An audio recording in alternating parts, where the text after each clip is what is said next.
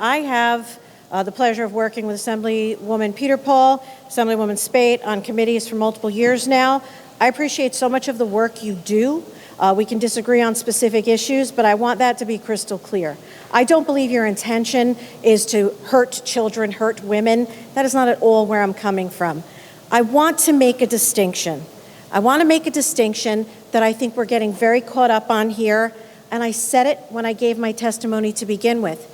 The bill does not differentiate between children and adults. It is highly, highly problematic. Adults can make adult decisions. That's their right. Children are different.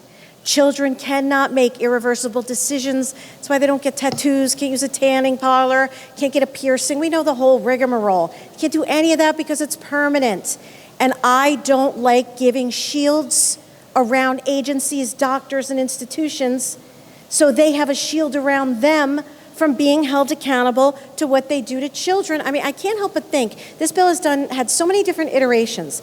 I can't help but think that California didn't spurn part of this for us, where, you know, that very, very public case where a child had multiple different gender transition procedures and as a young adult went back and tried to seek justice from the providers, who she says now have misdiagnosed her and took her down a path she was not able to understand at that age. I can't help but think that we have blinders on. I don't believe that you want to, quote, hurt children or hurt women, but when you say this bill is not about children, to me it is. It's about children that are in the womb, and it's about children who are young adult, not even young adults, I take that back, because if they were young adults, this is the United States. As an adult, you have the right to live your best life as you see fit. We do not have the right to shield institutions and providers in the state of New Jersey from out of state. I mean, I'm a parent. I have 3 kids. I have, they're adult children now, but I have 2 daughters and I have a son. And if someone out of state did something or provided a service to one of my daughters and hurt them irreversibly, and that state tried to put up barriers between my child getting justice for that, I would hit the ceiling.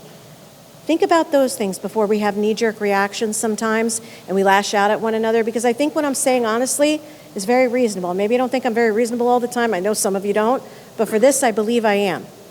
I truly believe we should be protecting the children, not only in the womb, not only, you know, our teenagers.